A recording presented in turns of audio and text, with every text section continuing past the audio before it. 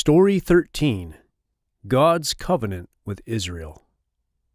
After God led the Israelites through the Red Sea, He led them through the wilderness to a mountain called Sinai. This was the same mountain where Moses had seen the burning bush. The people set up their tents at the base of the mountain. God said to Moses and all the people of Israel, "You must always obey me and keep the covenant I am making with you. If you do this, you will be my prized possession, a kingdom of priests, and a holy nation." For 3 days, the people made themselves ready for God to come near to them. Then God came down to the top of Mount Sinai. When He came, there was thunder, lightning, smoke, and sounds of loud trumpets. Then Moses went by himself up the mountain. Then God made a covenant with the people. He said, "I am Yahweh, your God. It is I who saved you from being slaves in Egypt. Do not worship any other god.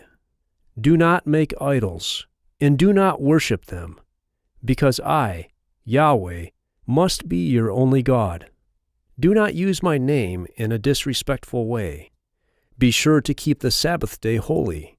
In other words, do all your work in 6 days. For the 7th day is a day for you to rest and to remember me. Honor your father and your mother. Do not murder. Do not commit adultery. Do not steal. Do not lie. Do not desire to have your neighbor's wife, his house, or anything that belongs to him." Then God wrote these 10 commandments on 2 stone tablets and gave them to Moses. God also gave the people many other laws and rules to follow. God promised to bless the people and protect them if they obeyed these laws, but He said He would punish them if they did not obey them. God also told the Israelites to make a large tent, the tent of meeting. He told them exactly how to make this tent and what things to put in it. He told them to make a large curtain to separate the tent into 2 rooms. God would come into the room behind the curtain and stay there. Only the high priest was allowed to go into that room where God was. The people must also make an altar in front of the tent of meeting. Anyone who had disobeyed God's law should bring an animal to that altar. A priest would then kill it and burn it on the altar as a sacrifice to God. God said that the animal's blood would cover that person's sin. In this way, God would not see that sin any longer. That person would become clean in God's sight. God chose Moses' brother Aaron and Aaron's descendants to be his priests. The people all agreed to obey the laws that God had given them. They agreed to belong to God alone and to worship only Him. For many days, Moses remained on top of Mount Sinai. He was talking with God, but the people became tired of waiting for him to return to them. So they brought gold to Aaron and asked him to make an idol they could worship instead of God. In this way, they sinned terribly against God. Aaron made a golden idol in the shape of a calf. The people began to wildly worship the idol and make sacrifices to it.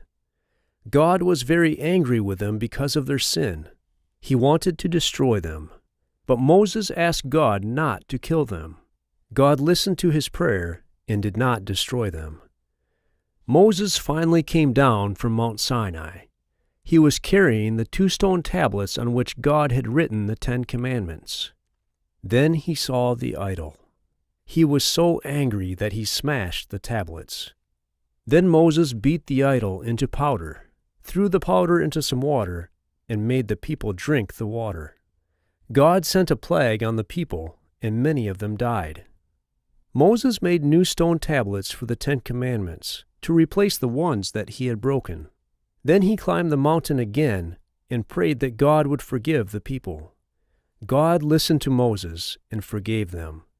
Moses came back down the mountain with the 10 commandments on the new tablets. Then God led the Israelites away from Mount Sinai toward the Promised Land.